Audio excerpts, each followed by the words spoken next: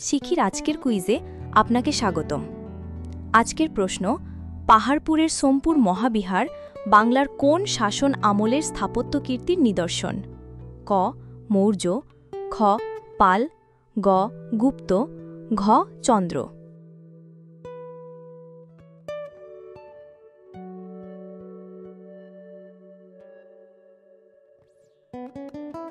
পাহাড়পুরের সোমপুর মহাবিহার বাংলার কোন শাসন আমলের স্থাপত্য কীর্তির নিদর্শন? ক. মৌর্য, খ. পাল, গ. গুপ্ত, ঘ. চন্দ্র।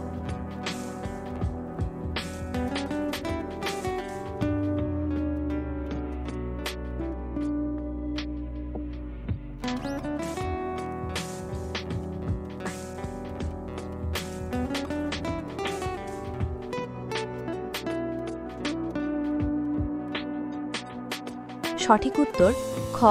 পাল। একাধিক তথ্যসূত্র এই তথ্য সমর্থন করে। উৎখননে প্রাপ্ত শিলমোহর।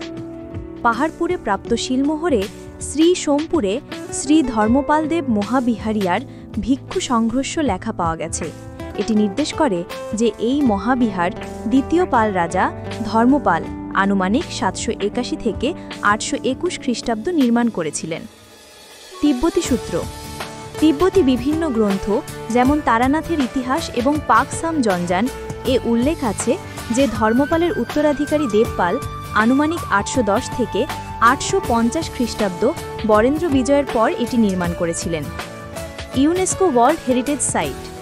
ইউনেস্কো পাহাড়পুরকে একটি বিশ্ব ঐতিহ্যবাহী স্থান হিসাবে স্বীকৃতি দিয়েছে এবং এর নির্মাণকাল 8ম শতকে বলে উল্লেখ করে।